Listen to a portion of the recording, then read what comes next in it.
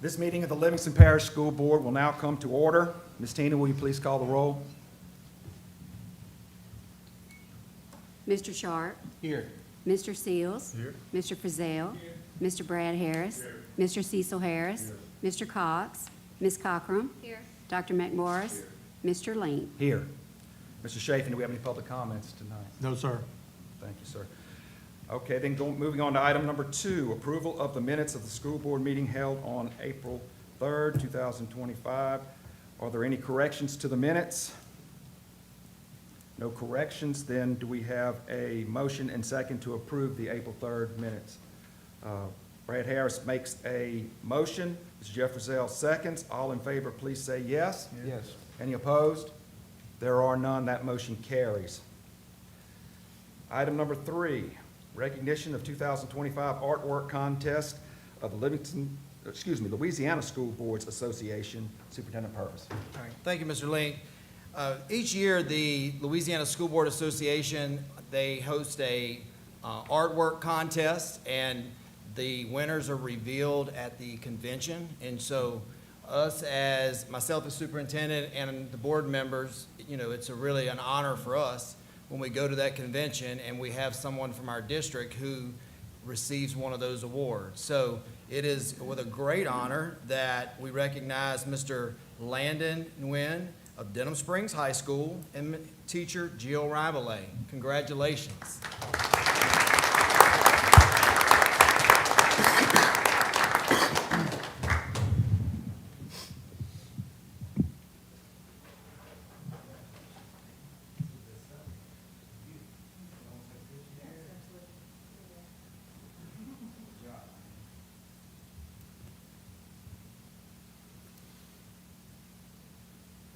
Mom and Dad, if y'all want to jump in there, we'll take one of y'all. Mr. Burke, did have a copy of the artwork? This is his second year in a row winning this. Oh, wow. There's not one loaded in here. I can send that to you. I'll say, I was there. Oh, you did see it. That's right. That's it, We did. I have a picture of it, y'all want to see. Yeah.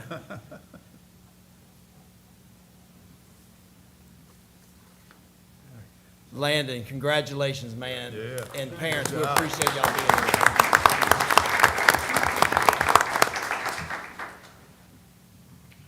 Did we see that artwork when we were at the school? I think we did. We didn't did. You did. We took, we, Throw it on Sean, Yeah. drop it. Yeah. we did. We took Awesome. a picture That was good. in front of it and we had it on social media, on our, social media feed, so. We were very proud. We had a lot of, yes, sir.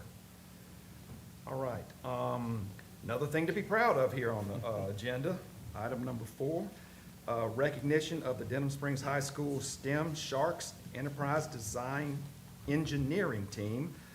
Board member Cecil Harris. Yes, we want to recognize our Sharks from Denham Springs High School tonight.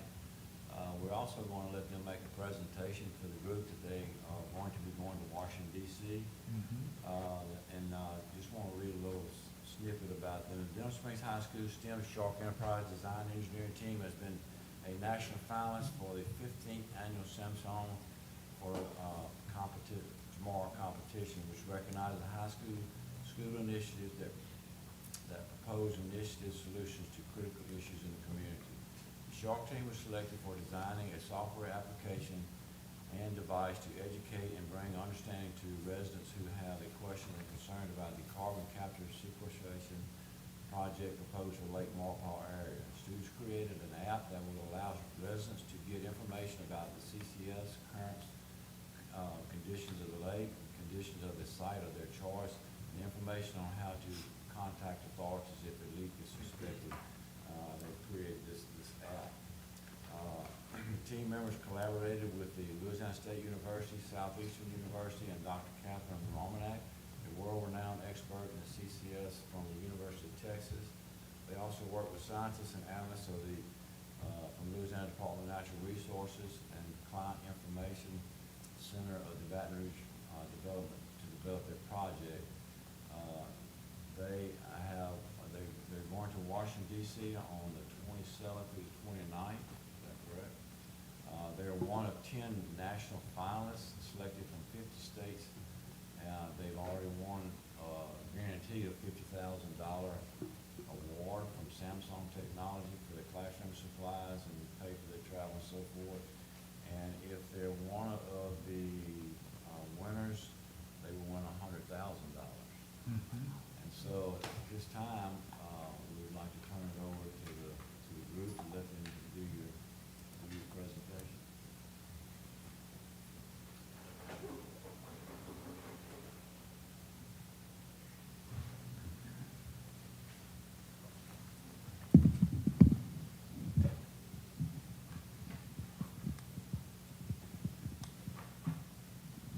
Okay. Hello, we are Safety C. My name is Khadija Henny. My name is Juan Garces. And my name is Madison Sanders. I would like you to take a moment to imagine you're on a beautiful lake. You're out fishing and having a blast with your family. But what was once a very good time turns to a bad one. Bubbles are forming, dead fish are rising to the surface. You're trying to catch your breath, but you can't. Is this a dream? Is it a nightmare? Or is this a carbon capture and storage project leaking from below the lake? A lot of people don't know what carbon capture and sequestration is, so we spent a lot of time learning exactly what it is and what the storage is of it as well, and how important it is to combating climate change. And eventually, we ended up learning that it is very important for these citizens to feel safe. So we're from Denham Springs High School, and as you can see, we are very close to the Lake Maurepas. And we interviewed a lot of people around our community, including our Livingston Parish President, Randy Delat. And he said that a lot of people in our community hear a lot of horror stories about carbon capture, but they can't differentiate what is fact and what is fiction. So we surveyed more than 1,000 people in our community, whether that be students and community members, and 75% of them said that they don't know what carbon capture and sequestration is, and more than 80% said that they would feel safer if they had that information in their hands and the opportunity to monitor their lake themselves. So we decided to take action. So what even is carbon capture and sequestration? A question that we too once had. This process is simply capturing the carbon dioxide out of industrial smokestacks, pressuring and liquefying it, then storing it miles below our ground where it seeps into porous rock and is supposed to stay forever. But if it leaks, the people need to know. We met with university professors, our Department of Natural Resources, and even a client innovation center. But we received the most insight from Dr. Catherine Romanak, who is a university professor at UT Austin, who also shares the same concerns we do with public awareness and safety with carbon capture and sequestration. She taught us what exactly carbon capture is with her terrestrial experience, and she told us what the importance that it has with combating climate change. We used her input, and we decided to not only give education to our community, but be able to let them be able to monitor the lake themselves. We created a device that sends real-time carbon dioxide readings straight into your phone along with temperature data. We also built a custom app, not just with data, but with meaning. There are 5 main buttons on the homepage of our app.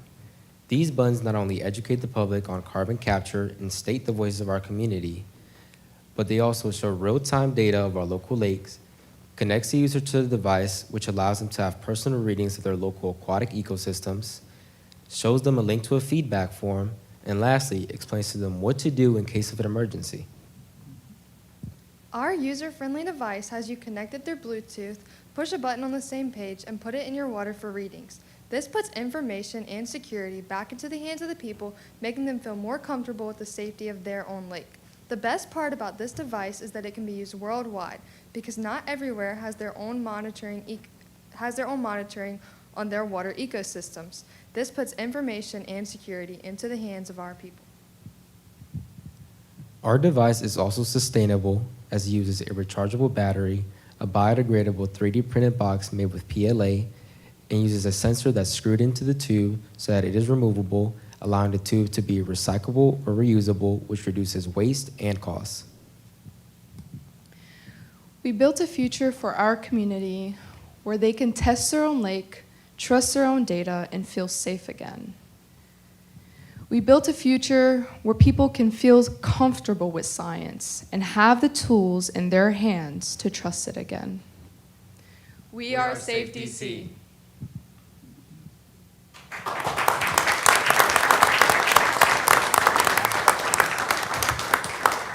I understand, this is the presentation that they will do in Washington DC. It's like a Shark Tank. They go up in front of the group and they present to them, and then they're selected from there. So they wanted to practice this tonight, so that's why we're giving that opportunity. If you guys have any Any questions. questions or any questions? I Get the do. bid on it or what? The app, is it gonna be free, or y'all gonna try to monetize it in some way? Our plan is to have the app on the Play Store. As we further develop it, that's where it will be accessible to the public.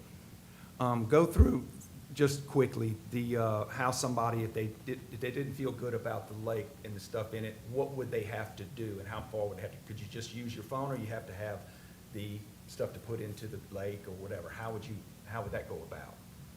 So the device actually goes into there's a water line on the tube, and it dips into the water line, which is about 6 inches deep. And from then, you would get a reading straight into your phone, which will allow you to know what's going on. Cool.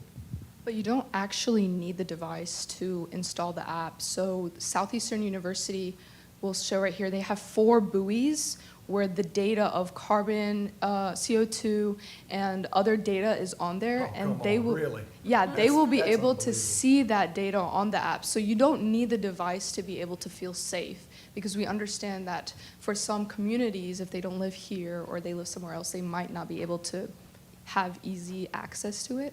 So they'll still be able to have, data without a device. I see why they won. I'm getting goosebumps. So That's our kids there. So I do have a question. Y'all mentioned about the 75% did not understand, and obviously that was probably shocking.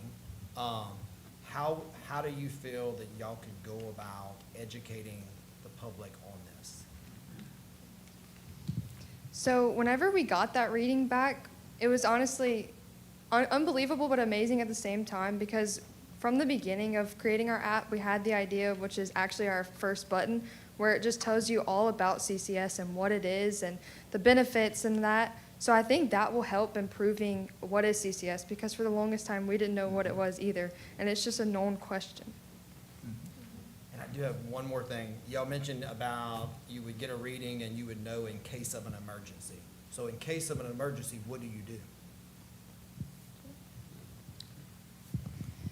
So we actually have a button. I'll go back to it actually.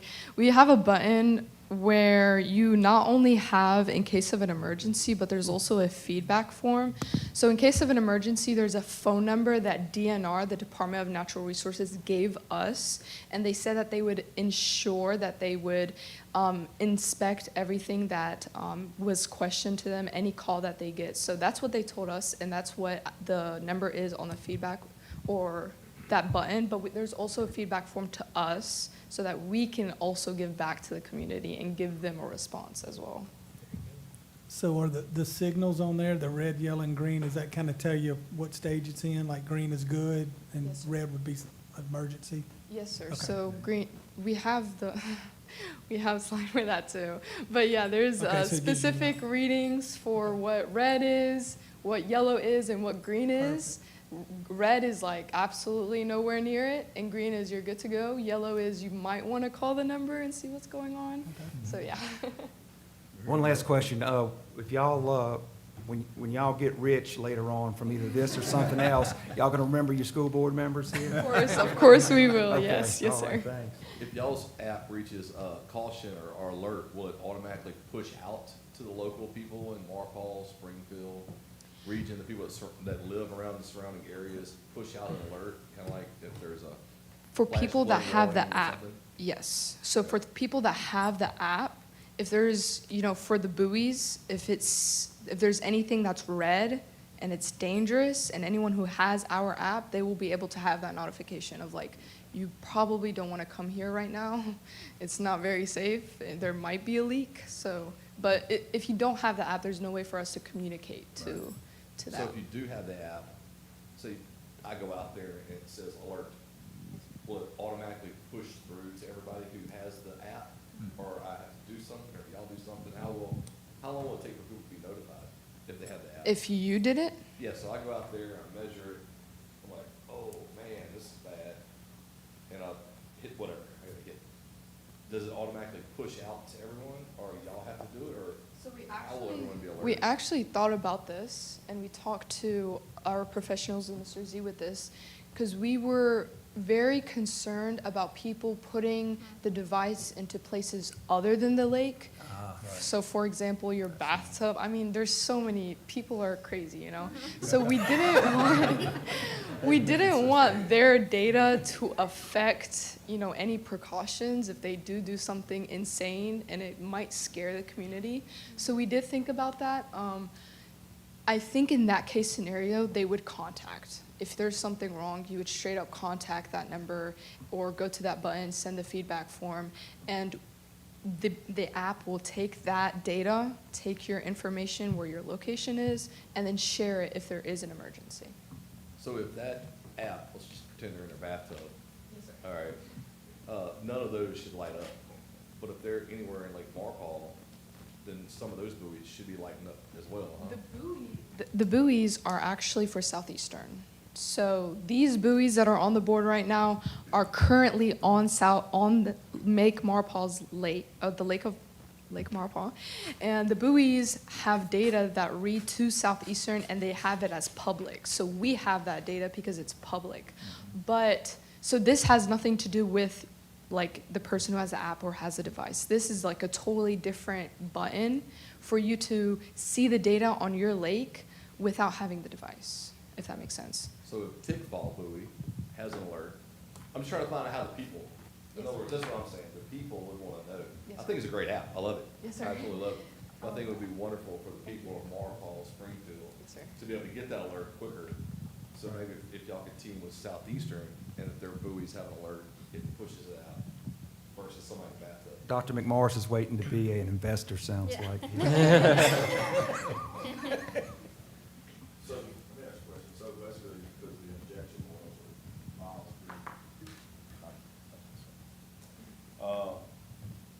does, say if you got a leak further down, because basically the water, are these, your buoys or your devices, are they close to the injection wells or tied to the injection wells, or how is that? So currently, the project on Lake Marpol has not been enacted yet. Right. So this is a 2026 project, but there is wells, testing wells. The location of the buoys is completely controlled by Southeastern. We have nothing to do with that. That's just because they have those buoys on purpose so that people can see the data on their lake. But if you go to their website, the data is almost unreadable if you don't understand exactly what, these things mean. And nobody, being able to educate yourself on that takes a lot of time. It took us a year to be able to do that. So that's why we take their data and we convert it in a way for people to be able to read it and immediately understand. Red, yellow, green. Everyone should understand red is bad, green is good. But the injection whales, that should come in 2026. And if this project goes well, we will be able to keep on modifying our device and our app and be able to put more data into maybe where the injection wells are and how far deep they are, or if there's a leak, how far deep the leak is. I think it's awesome. Y'all definitely know your stuff. Thank you. I don't have a question, but just want to tell y'all did a great job presenting. I know, being a high schooler, speaking in front of this many people, y'all did a really good job, especially fielding all the questions. So y'all are going to kill it this weekend. Absolutely. Look, we're proud of y'all. That's amazing. Admin, teachers, we appreciate it. That is really going to represent Livingston Parish for sure, but is Denham Springs High School for sure. So congratulations. Are y'all gonna be in Washington DC or Washington State? Will any of our local delegates be there? Good question. Mr. Zweig can answer that. I also want to worry about Mr. Basically, Zweig. I just got the information a day or two ago, they held that back to the end, but we're staying right on Capitol Hill. So we're at a hotel, probably where Congress people stay, and everybody else right across the street from the Capitol building. We are on Pennsylvania Avenue, the White House. We're gonna be going through the tunnel into the House of Representatives, we have all the committee meetings, they're gonna do an expo. After we present to Sampson, we'll find out Monday night whether they place the top 30 win. Next day, we're presenting to the House, all the delegates, the people that are representatives, maybe Scalise, maybe everybody else, and basically they'll be able to present to them the same expo shortly the next day in the actual House chamber where they do the committee meetings and everything else like that over there. This is, I recognize Mr. Martin Zweig, he's the biology teacher at Dunn Springs High School. Make sure y'all tell everybody next week y'all are publicly educated. That's right. That's exactly right. Thank you guys so much. Thank you. Thank you all. You guys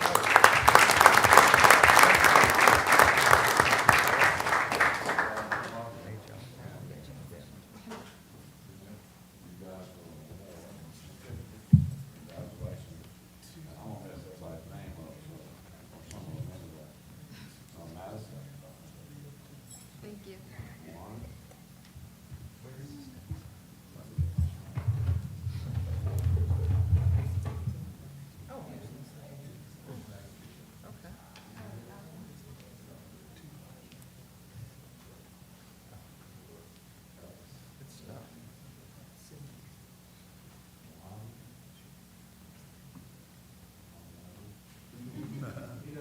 I'm not gonna pronounce it.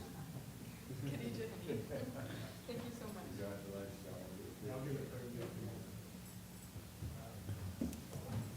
Yeah, y'all go. Get y'all a picture taken.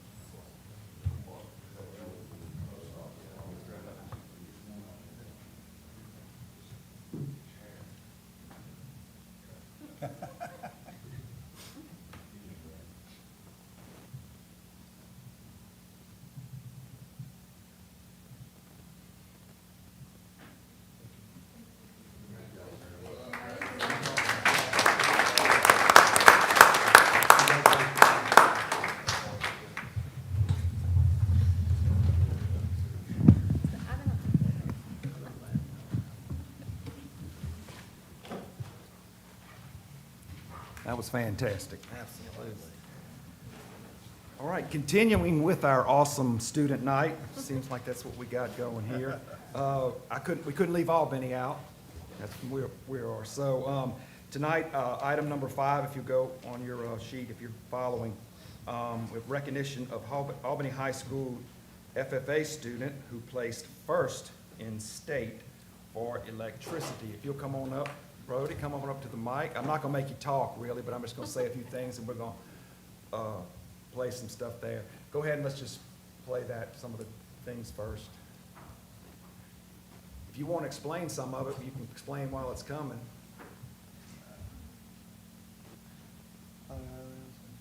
That's okay. I'm putting you on the spot. Oh, yeah, that one too? I'll read off some of Brody's things he's done through his years at Albany High.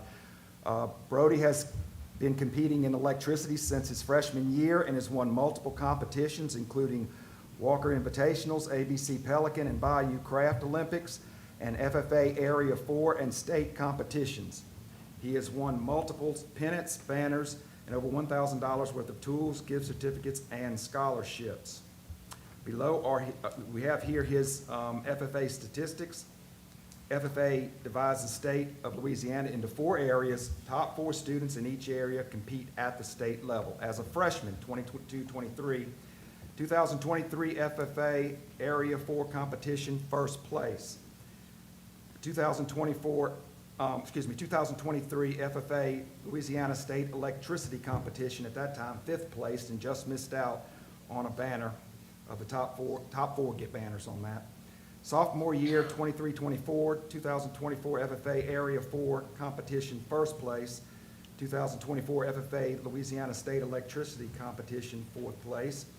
There was no junior year there because he's graduating early from his Jump Start program. So the senior year, we have 24-25 and 2025 FFA Area 4 competition, second place, 2025 FFA Louisiana State Electricity Competition, first place. And he received a $1,000 IBEW scholarship for winning first in the state, if he chooses to use it.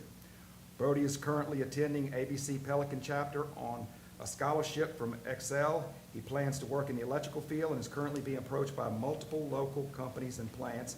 He will continue his electrical studies while working on his trade. Let's give Brody a big hand.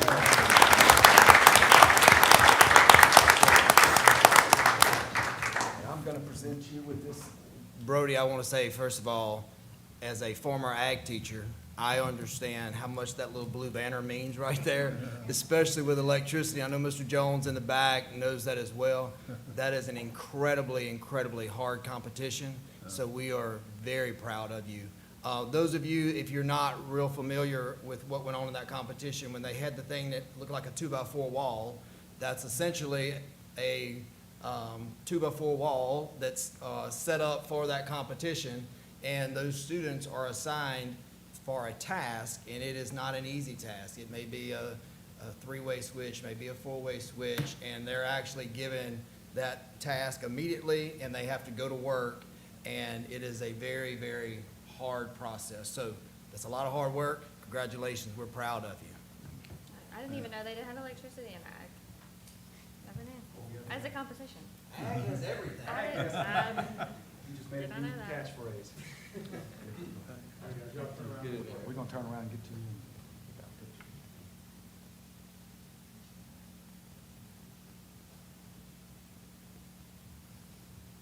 Thank you so much, buddy. Great job.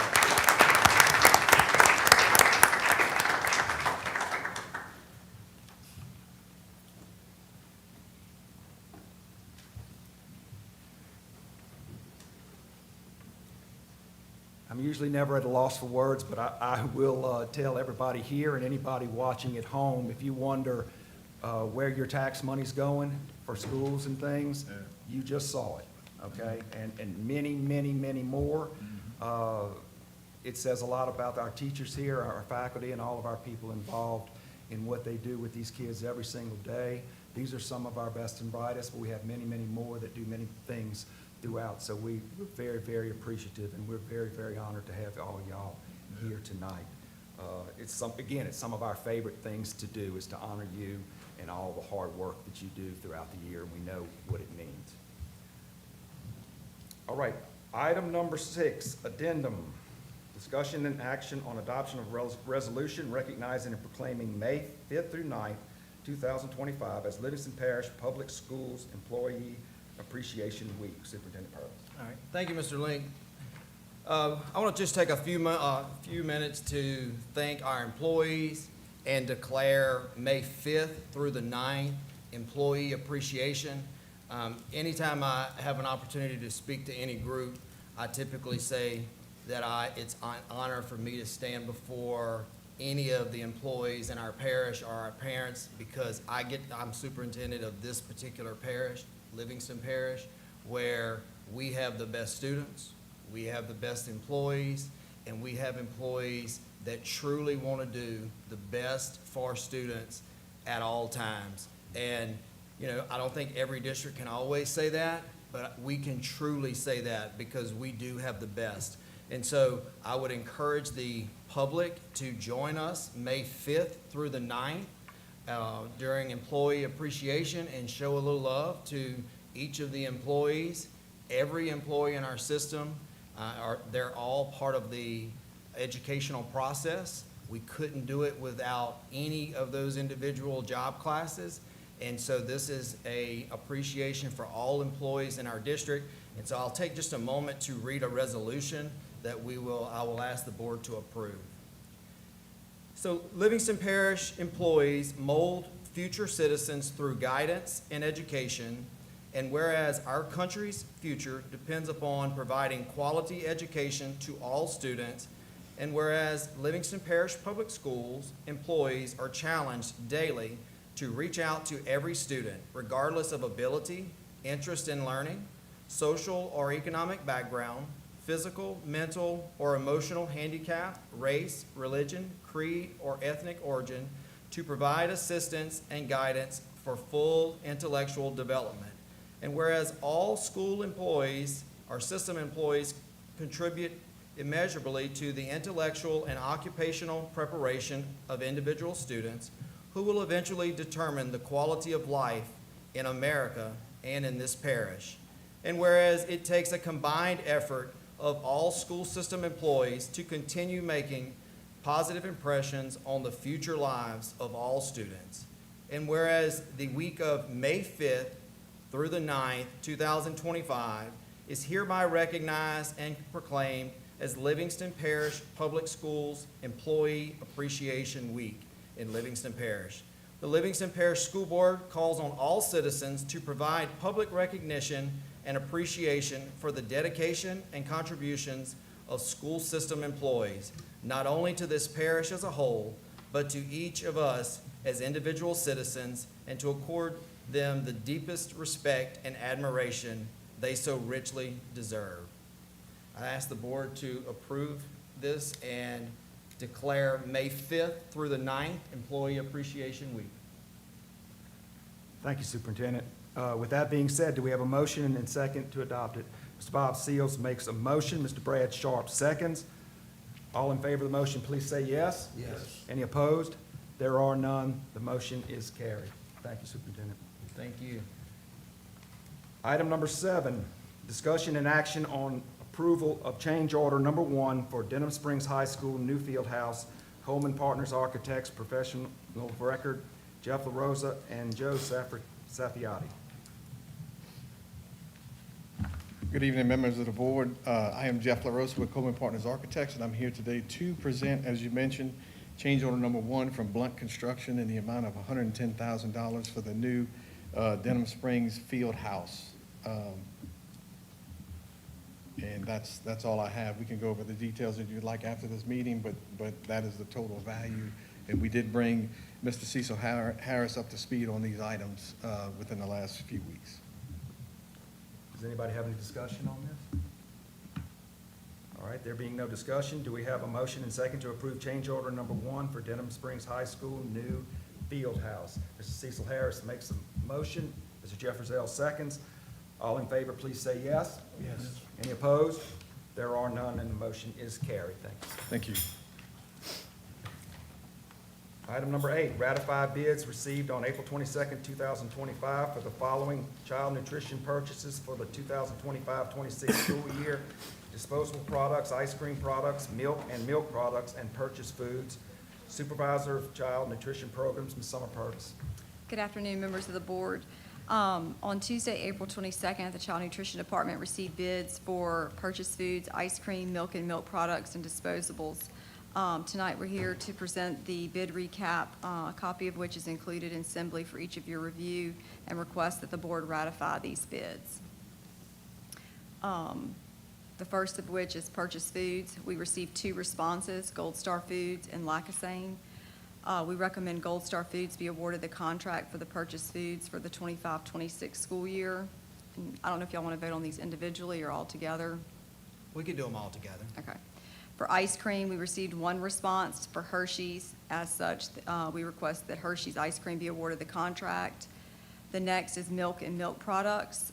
We received 3 responses, Borden's Dairy, Klein Peter Farms Dairy, and Prairie Farms. We recommend Borden's Dairy be awarded the contract for the 25-26 school year. And the last is disposables. We received 2 responses, Economical Janitorial and Gold Star Foods. We recommend Economical be awarded the contract for disposables for the 2025-26 school year. Thank you, Ms. Summer. Do we have any discussion or questions for Ms. Summer? Okay, do we have a motion and second to ratify the bids received on April 22nd for the 2025-26 child nutrition purchases? Mr. Bob Seal makes a motion. Mr. Brad Sharp seconds. All in favor, please say yes. Yes. Any opposed? There are none. Your motion carries. Thank you. Item number 9, discussion and action on approval of a change order number 1 for Albany High School baseball and softball fields lighting improvement, Alvin Fairburn and Associates, professional record, Gene Elazar. Mr. Lang, Mr. Purvis, members of the board, change order number 1 deals with casings that are going around the poles in the baseball and softball fields. There are some casings that are 10 feet by 4 feet around. There are some that are 12 feet by 4 feet around. This price includes labor and material to install those. Change order number 1, total price is $34,300, and I recommend that we approve that. And construction has begun on that project. Thank you, sir. Does anybody have any questions or discussions on this? All right, if no questions or discussions, do we have a motion and second to approve the change order number 1 for Albany High's baseball and softball's lighting project? Mr. Jefferson makes the motion, Dr. McMorris seconds. All in favor, please say yes. Yes. Any opposed? There are none. The motion carries. Thank you, sir. Item number 10, consideration and action on cooperative endeavor agreement resolution, result of surplus allocations granted to Livingston Parish School Board through Act 776 of the 2024 regular legislative session, Accountant Danae Idell. Mr. Purvis, Mr. Langton, members of the board. I am asking for your approval for a resolution to allow Mr. Purvis to sign a cooperative endeavor agreement with the state that will allow us to spend money that was appropriated last summer for Live Oak High School for turning lane and some lockers. All right, any questions about that? All right, do we have a motion and second to adopt the CEA resolution? Ms. Bob Seals makes a motion, Ms. Caitlin Cockerham seconds. All in favor, please say yes. Yes. Any opposed? There are none, and that motion is carried. Thank you. Item number 11, discussion and action on directing the superintendent to include verbiage in the 2025-26 coach's job description, to address employee conduct at athletic events. Board member Ron McMorris. Members of the board, we've all participated in sports in some way or form or fashion, and in the heat of the game, we're excited, we're ready to go. And sometimes the joy behind us can interfere with coaching of the game. And, we got kids that are going to school and playing, going bang, and they're expecting. We hold them to a standard, we have to hold our coaches to a standard as well. Love sports, I've been on every school's sideline in some fashion. I still like to say I'm somewhat athletic, some may laugh, but I take our sports very seriously. And I know the coaches don't hear that in the background as well. So what should happen is if there's someone heckling a coach in the background, the coach should stop the game, not to engage with the person behind them, but to let the referee know something's happening behind me. This is what it is, and I'd like to stop. And then the administration for that school handles the game, and the coach can put 100% effort into those kids. That's what the coach is there for tonight. They're there for the kids. And if there's something going on, the administration for that school can handle it. So the verbiage would be something like, all employees or volunteers who are appointed to a coach, a school team, and/or athlete will refrain from participating in any form of discussion, communications, debates, and/or commentary with fans or citizens attending athletic events. Communication and/or discussions by school system coaches before, during, and after contests should be limited to their own athletes, their fellow coaches and staff, our coaches, officials, and other school system personnel. The use of disrespectful, vulgar, or rude commentary to address spectators, fans, or others in attendance in athletic events will not be tolerated. Questions? Is this, so 16 would be in addition to Yeah. this? Yeah, 16 will be an addition. So this would be in the coach's code of conduct. They're signing it before they're gonna sign it every year. The coaches sign it every year, and it's gonna be added to the code of conduct. This leaves it up to, of course, we would conduct our own investigation on behalf this year for a few events, and then, I believe for the most part, it'll be up to the principal, once the information is determined, to determine what if any reprimand will be handled. The, coach, just when I read this, all employees or volunteers who are appointed to coach the school team and athlete refrain from participating in performance of any discussions, debates with fans or citizens attending.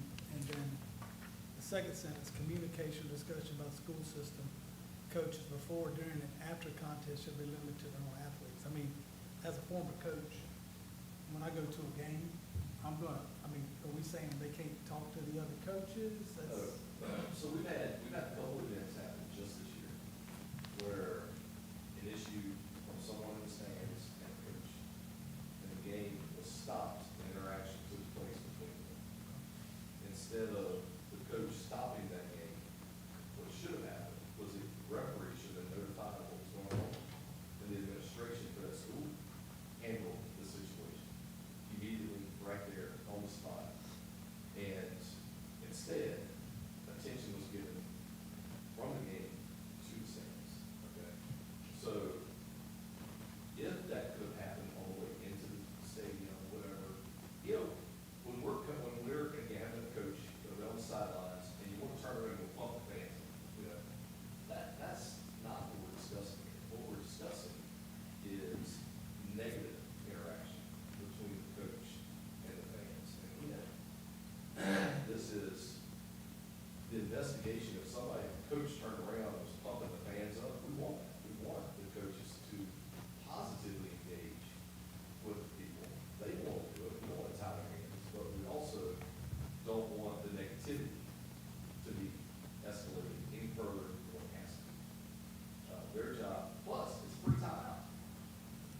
Dr. McMorris, under what happened in those cases you're citing, did the central office and the superintendent handle those according to present policy, or is that what you're saying? As far as I'm aware of, the school board handled it absolutely like they should have, by the letter of the law. There was an investigation, several people were interviewed, and the interview came back pretty much for one particular incident. So what I'm asking is, what reason would there be for changing it if the process worked already? Because this is it should have happened.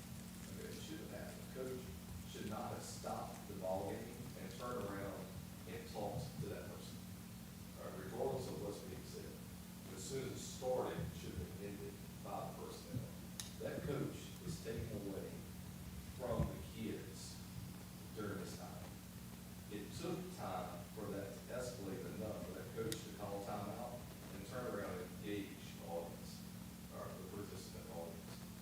So those kids did not get 100%. I don't want to get too much into the specifics for privacy situations, And but. I'm not Gotcha, giving names, I got I'm not you. giving schools, I'm not even giving where it happened. What I'm saying is, there was an escalation that took place, and those kids did not get 100% of their coach from any moment.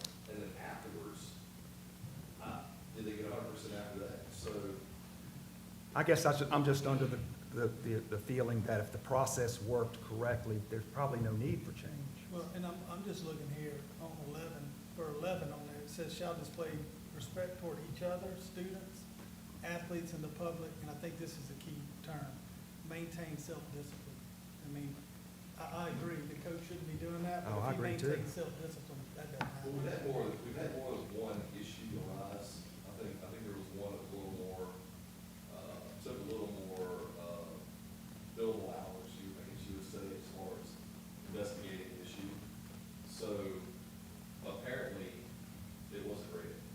And this stands out to say, hey, this is what we expect, code of conduct. Me, Go ahead, go me ahead. as No, a go coach, ahead. No, go ahead. me as a coach, when I read this, though, I don't know that I want to sign something that says before a game, I can't talk to another athlete from another school or even to another coach. So just the wording of it, I would We be. can work on wording, and so tonight, what I'll do then is, the motion I'll make is not to adopt this, but, to empower our superintendent to work on the verbiage, and we'll present it at another meeting. This really isn't going to go in effect until the next year, anyway. All our sports are almost over. No one's going to sign, we're not asking coaches to re-sign a code of conduct. This is going to go into effect for the next year, but we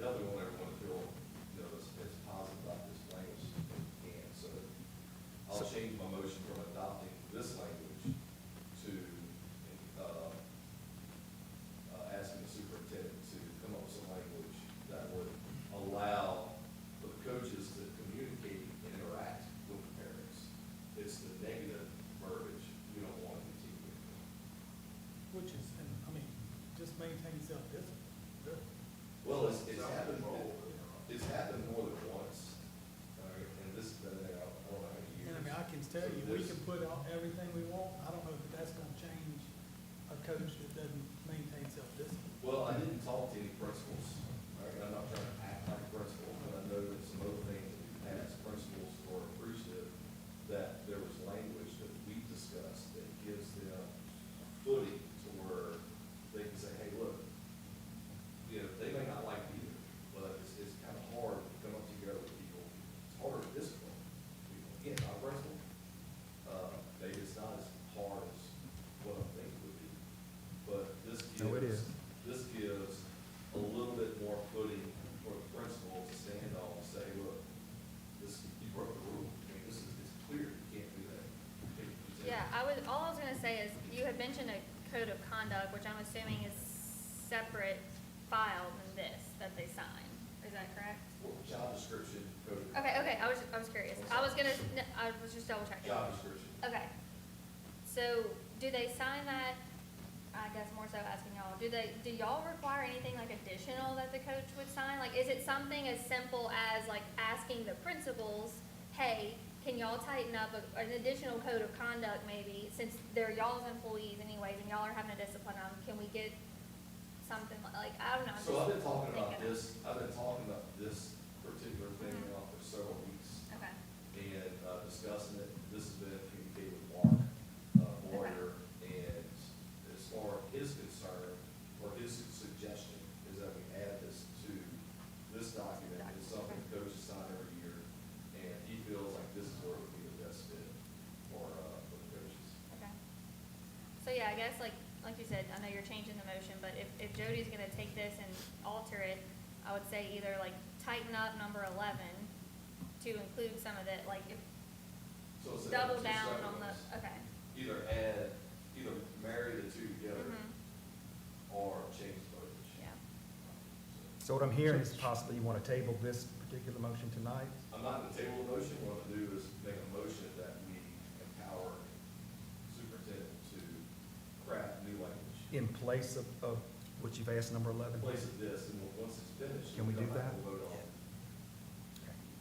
Then we'll come back and vote on, new language. And that way we can have some time to like talk to the principals or even coaches too, because admittedly, like, I'm not even gonna lie, I looked at this today, and so I haven't had a chance, I'm gonna talk to one. Yes, a little bit concerned is with my coaches, it would be, and basically interacting with the audience or people line. But what do you do with a teacher or something, the parents are on field trips, to interact, and there's issues and bantering back and forth and stuff like that, I mean, they're not kind of, or somebody, even a bus driver, or a parent, or a kid. Yeah. I mean. That's already under our code of conduct. That's kind of what I was Yes, discussing. but, I mean, I guess what I'm saying is that it's either all inclusive for, Well, 2 nights. We're kind of, we're worried about separating coaches from everybody Well, else. This is coach, title coach, job description, title coach. It wouldn't have anything to do with bus drivers, teachers, or anybody else. You know, I would think that the coaches would appreciate something like this as well. First off, like the irritation, saying, hey, I want to communicate with crowds. I'm not trying to stop that positive combined with community banter. It's the nonsense of stopping a game and turning around and continuing the nonsense with someone in the crowd. That should not happen. So now, whether it was a coach's fault or the person in the crowd's fault, if it happens, there should be some discipline that occurs with that. And you're saying that the superintendent and his staff did not do that, or did address that? The results were inconclusive as to whether or not there was any kind of infraction that occurred. And how will this motion, or the motion you were putting up before, change that? Turn around and interact with the crowd in a manner that was happened. Well, manner is what, We're not putting in here the rubber band. It's not saying that you're gonna be suspended, you can't coach, you can't It's not saying there's no reprimand in here. It's saying, this is what we expect. I realize that this was a totally different situation. I do. I'm coming from the area of an old coach, and so is Jeff. I know that when I was first coaching, I didn't know what I was doing, and there was people in the stands, probably rightfully so, cussing, screaming, hollering, and everything else at me. My wife had to move whenever I was doing it. A lot of times, somebody will come up in the heat of battle, they'll run to you, they'll scream something, and you might say something out of their situations. That's where we're coming from. Dr. Ron, is trying to remember as a coach what it felt like to be a coach and to be, and I realize you might have had situations that are different from that, I get that, but we're coming from that direction And as that's far where as. language is cleared up. Again, if somebody stops a game and turns around to interact with the audience, that is not something that we should condone as a board or as a citizen. No, I agree. Period. So how would we like to change that, or? The banter or whatever, and it doesn't have to be, I don't know if you were about to say, add that in there where you stop the game, but it could have done without stopping. So stopping to coach the sport you hired to coach, to turn around and act against our people, the parents, I won't continue. Yeah. I know, but I think the biggest thing is there's so many different scenarios that a coach could be, could have good sportsmanship and maintain self-control. When it says maintain self-discipline, that should cover Yes. a broad range of what we expect out of a coach. Whether it be doing that or after the game go up and curse another coach out. So, I mean, just through coaching, there's so many different scenarios that we couldn't sit here and name all of them. And something different will happen the next day. So I think we need to be careful about being so specific about certain things and just being broad about this is how we expect you to be as a coach. As you would as an I don't employee. think there's a principal in here, or y'all as principals that want to see that. Oh, absolutely. I don't think any principal in here would want to see their coach turn around cursing a parent. I don't think they will see a coach cursing another coach out, or a kid. So I think that it comes down to giving our principals also a stronger ground to stand on and say, hey, look, I don't want to tolerate this. You signed this at the beginning of the year. So, anyway, that's how I feel about it. And, So what's the motion? I'll make a motion to, our superintendent Purvis to, either combine 11 and 6, combine one or two of the numbers here, come up with different language that was talked about tonight. Let me be more specific in that, or I don't, in that motion. does he need to be more I'll make specific? a motion for Superintendent Purvis to craft new language, to be added to the coach's job description. Okay. Do we have a second to that?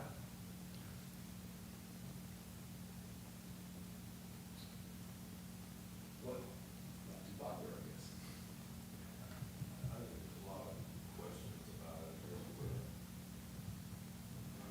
I address a lot of questions, unanswered before I ask him to do that, because the way it's kind of set up is, we get to do that, and then we vote yes or no, whether or not we want to approve it, or we're accepting, we're saying almost like, we approve whatever he comes up with, and I'm not saying that. So. All right, He would. so basically, regardless how this goes, I'm gonna talk about what happens with job descriptions. So each year, job descriptions are reviewed, and they're reviewed through the PEP committee during every summer. And that PEP committee has the personnel directors on it as well as employees. They review job descriptions and they make suggestions, and then that's brought back to the board for approval. So there is no job description in any of the jobs that we have that are just made by us and not approved by the board. So any adjustments here would occur during PEP this summer, and then would come before the board for approval. And at that time, whatever that verbiage that committee comes up with, that's what will be presented back to y'all. Mr. Purvis, one thing we could do, if the board chooses not to have something specific in the job description, is when we have our yearly athletic directors meeting with principals included, we could have, discuss exactly what Dr. McMorris was talking about, is coaching protocol during games, and just reinforce those things. The LHSA has guidelines for coaches to follow as well, and we could reinforce that with our athletic directors. And, we could do a Zoom call and include as many coaches as the principals and ADs want, and just reinforce that type if the board chooses not to do something. As far as the job description is concerned, I would be willing to facilitate that as the parish athletic director. But the job description, it wouldn't go through athletic director, it would Correct. actually go through the PEP committee, Correct. which would have all of our employees on it. Correct. So that's where that would go. A little bit off of this one right here, but I did bring up some curiosity on the part, I see happening back there, is that, what do you do, or how is it handled where you do have all the stuff from the people in the audience or whatever on the coaches, I mean, really on the coach's back or whatever at that point in time? Is something done to either remove those people from the game, or is there something basically to relieve that before it gets to be somewhat that point, at the heckling or to whatever, to an extent? Is there something in place, or, I mean, because in your review, we're only reviewing the employee at that time and whatever's going on, but there is any action basically for the other part of the, after the instigation or whatever, I'm not saying. Yeah, I mean, that occurs through the administration that's on duty there, as well as the security that's on duty there, to try to maintain and keep that environment under control.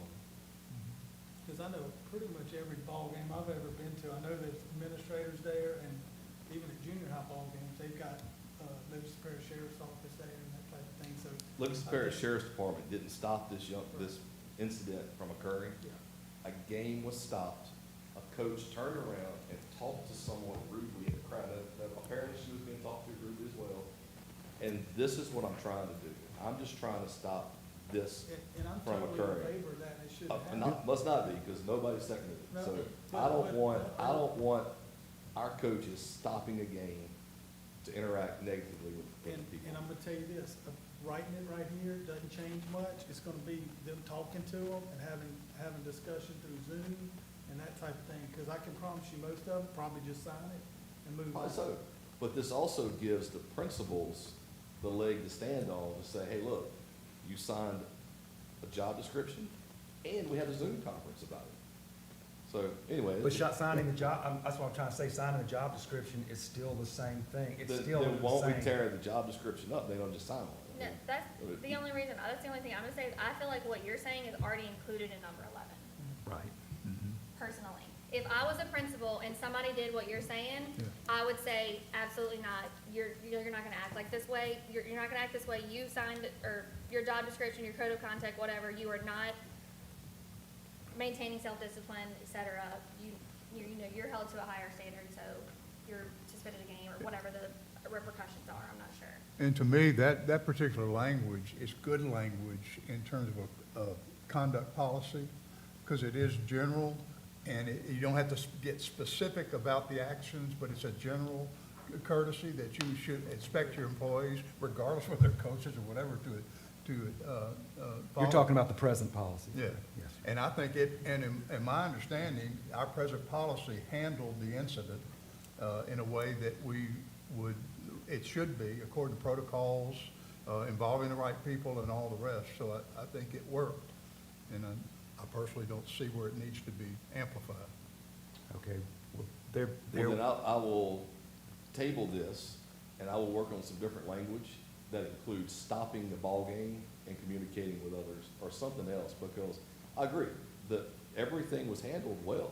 The central office handled this exactly according to how they should have, and the investigation was inconclusive about who instigated, what was said, et cetera. Right. However, video clearly shows the game stopped. Video clearly sees the coach interacting with the participant in the stands. And what I'm trying to say is, I don't want the person in the stands talking about the coach either. I want to protect our coaches, and I want to protect the parents. I want to protect the kids. So, I'll work with Mr. Purvis about maybe putting some language. And you adding think language present about policy stop. does not cover what you're asking for? No, it does not, because in this particular situation, a coach stopped the game and negatively interacted with a patron. I'm not saying the patron didn't negatively interact with the coach. I'm not saying that. And I'm not saying the school board didn't run their policy. I'm saying is that shouldn't happen. The coach should instruct administration or the referee, this is what's going on, stop it. And then that coach go to their kids and have a free timeout until it's handled. Again, yeah, and I get what you're saying. Like I say, we come from the long line of coaches, been here a long time before that, and there's things that have happened in our gyms and other gyms that have curled your toes. Maybe it wasn't the same exact, but there's stories of, that'll go back a long time. Not to say it's right, it's just the fact that what Jeff was saying was sometimes verbiage, those kind of things are gonna happen under our things. Things are gonna happen. It all I depends on. didn't coach, but I've been a part of many ball games, many games. Again, I'm not a coach, and I'm not trying to say I put in hours as a coach. I understand the heat of the moment, I understand the adrenaline, I understand everything about the moment. Yeah, you were a ball player, I remember. I also understand the thing that I've mentioned a dozen times here. That's what I want to prevent. We have absolutely nothing in these guidelines that say you can't do that. Yep, maintaining self-discipline says that. Okay? It Well, does. there was zero reprimand for that, because in this particular, and there's been a couple more, but the one I'm talking about specifically, I've said enough. Y'all voted against it, so nobody seconded it. You said there was, never mind, yeah, you're right. Okay, there being no second, then that motion is not carried.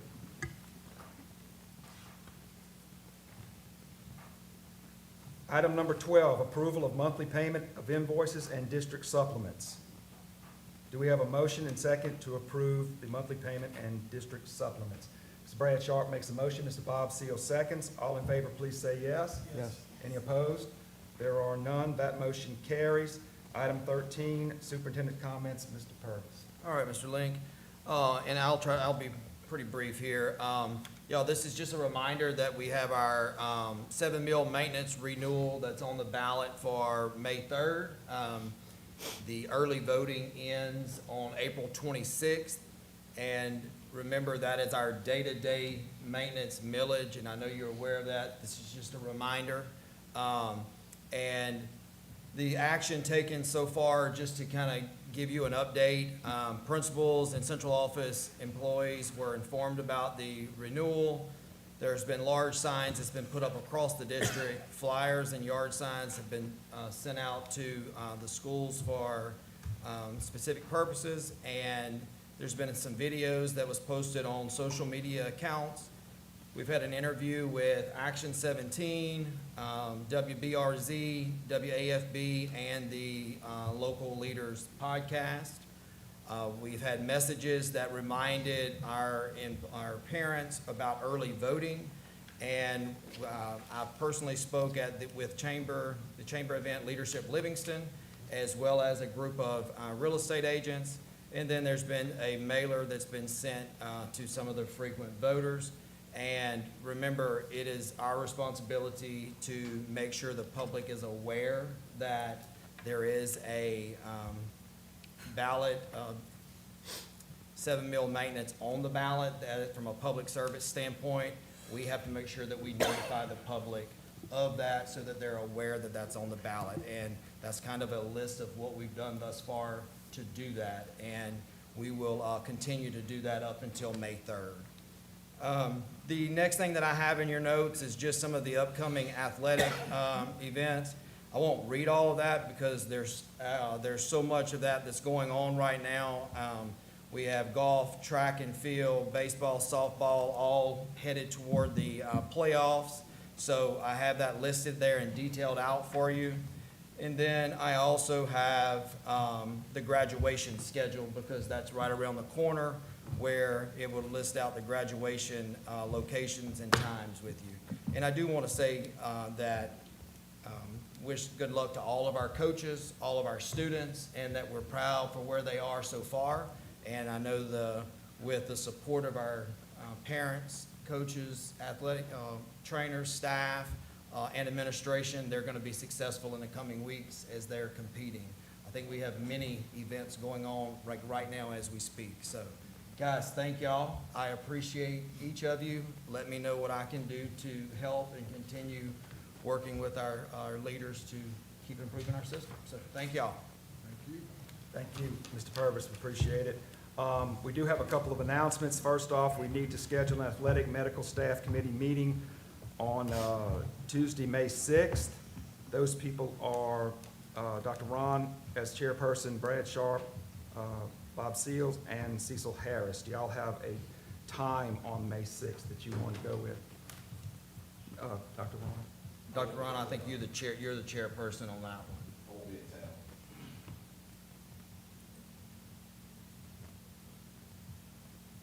Is there a day that week, you about the whole week? Is there a certain date we're trying to get something before the 8th? The 8th, yeah.